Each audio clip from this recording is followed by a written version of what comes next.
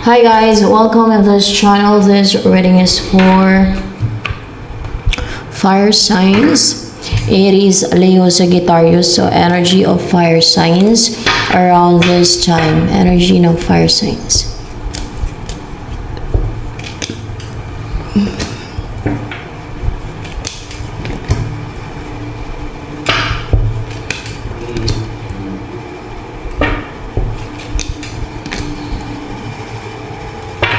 You're not defensive kasi wala nang maharang sa'yo. Wala nang mga kaaway na gustong pumigil o humadlang o makipagkumpit or manghadlang sa mga goals mo o sa mga gusto mong i-pursue sa buhay mo. O kung ano may mga nais mong gawin, wala nang humaharang. That's why you're not defensive. Para bang hindi ka na nakaramdam ng takot, fear na kailangan mo maging defensive. So that's why you're not defensive na. And maramihan pala ito, fire signs, okay? So take only kung naka-resonate kayo. Pero maramihan to, fire signs.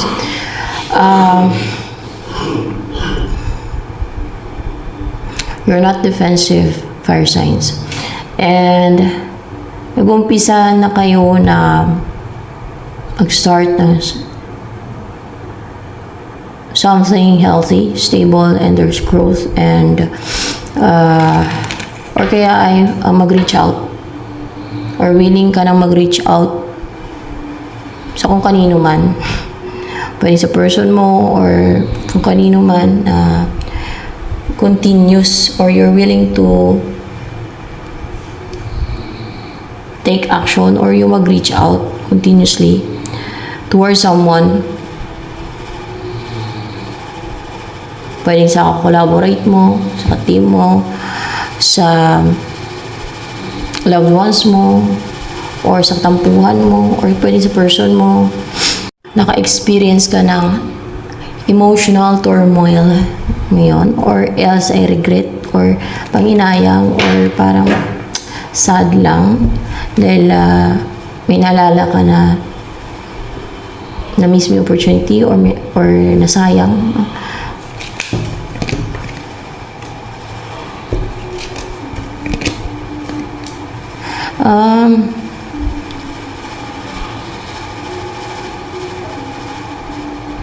Na gusto mo magkaroon ng stability sa inyong dalawa, na gusto mong pangasawa sana ito, na yun ang gusto mo sana, kaso lang para na-miss mo yung opportunity, hindi naging positive yung mga nangyari sa inyo. Wala na nag-reach out, so nanginayang ka, no? O wala na nag-reach out. Tama nga yung sabi ko, wala na nag-reach out, o walang communication, wala nag-message, wala nag-reach out. Dahil kinabahan, dahil kabado, dahil napadala sa kaba. Dahil takot na mahirapan, yung parang dumaan sa madilim na tunnel, dahil takot na masaktan, na mahirapan. Ganun. That's why hindi na naging willing ka or yung person mo na mag-take na action o mag-reach out o i-continuous pa yung communication niyo, pag-uusap. Pero yun ang pinanghinayangan mo eh.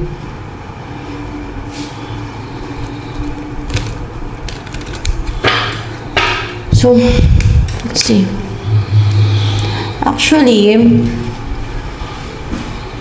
more clarification with this Seven of Swords and Reverse.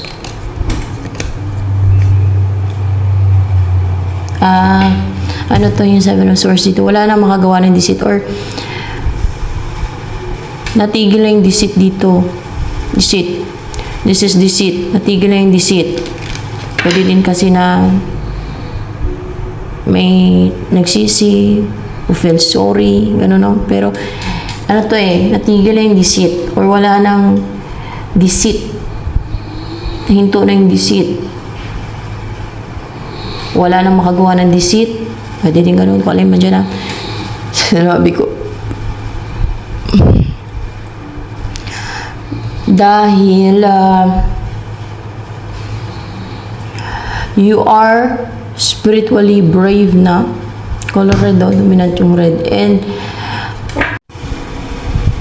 so, with the Hierophant, that's discernment daw, sabi ng guide ko. Yung Hierophant dito. So, ibig sabihin, maybe there's a lot of people respect you because of your discernment. Your discernment.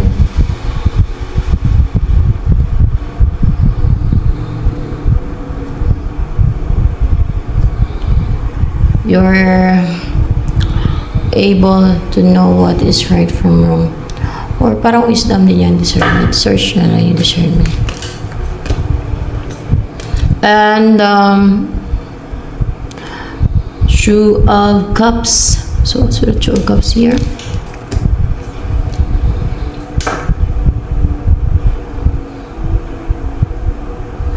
More clarification. Two of Cups. People see na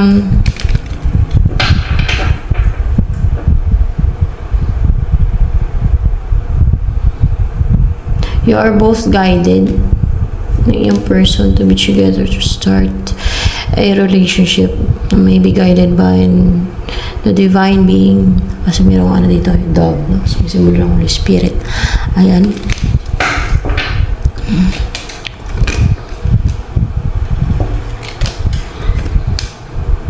At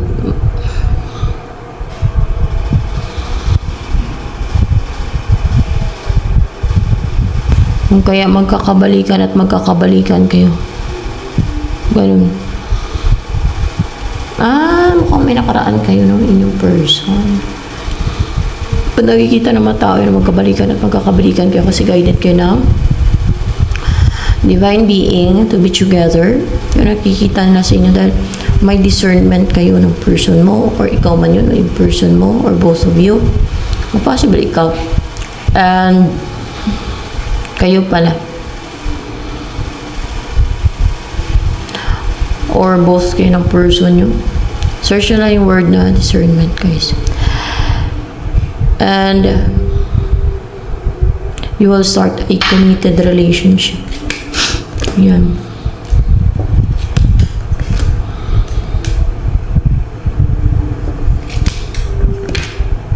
At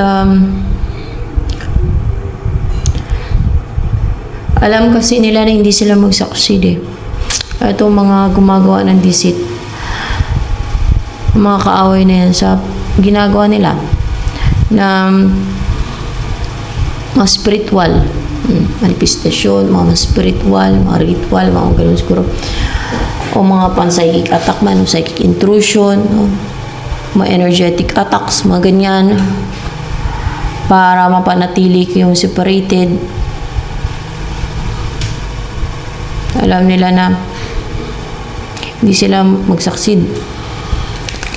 Hindi magtagumpay yung goal nila na panatili kayo na hiwalay or separated. Kasi diba, merong 6 of Swords dito sa ilalim mo, in reverse.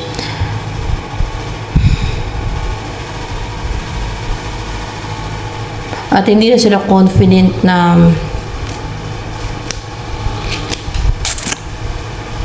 atake na gumawa ng pang-atake, aggressive na pang-atake, ganun.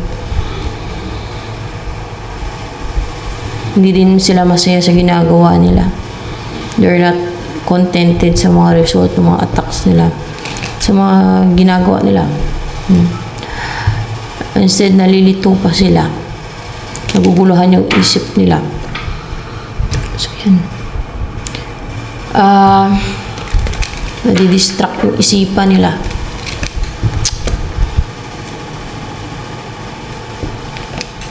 The Lovers in reverse.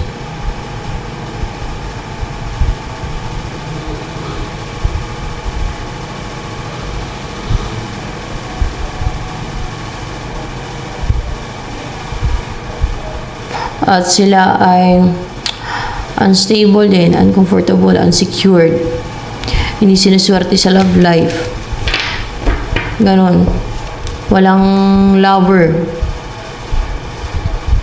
Hindi na unite with their lover. Ano sila swerte sa love life? Gumagawa sila ng mga ganyan. So, 4 of Pentacles.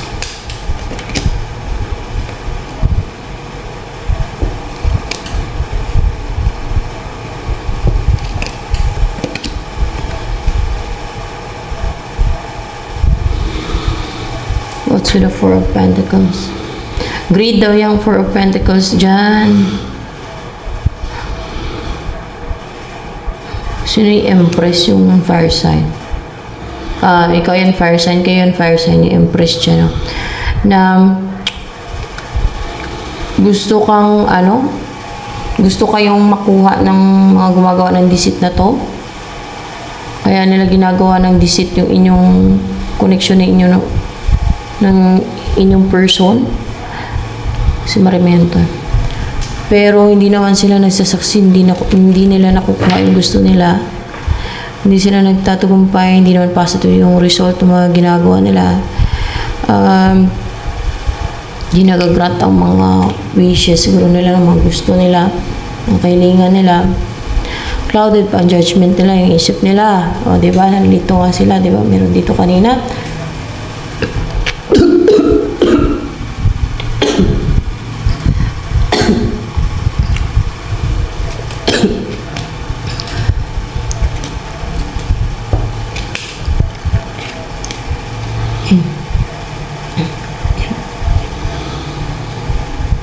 At tinamad din sila mag-effort, magawa ng deceit.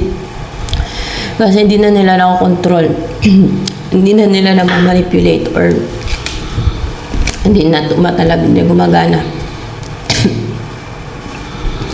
At hindi sila nakapangkarga.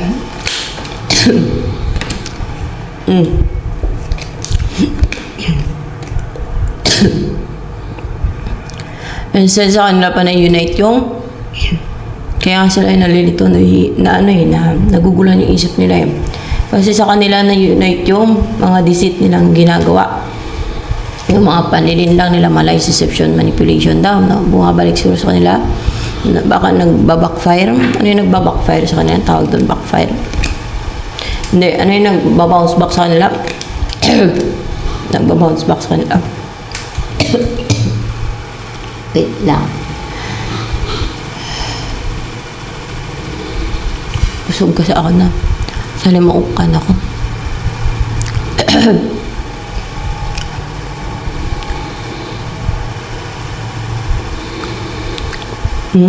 Kasi strong yung iyong personality. Powerful and stable yung isipan mo. You are brave. You are emperor now. See?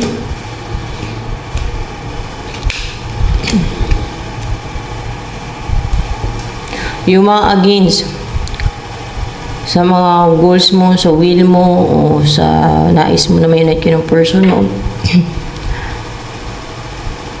ay nawala na ng kumpiyansa sa sarili nila. Wala na ng confidence, tiwala sa kanilang mga kaalaman na black magic siguro yan. Because you are strong. Because you have inner strength. So yan, hanggang dito na lamang guys.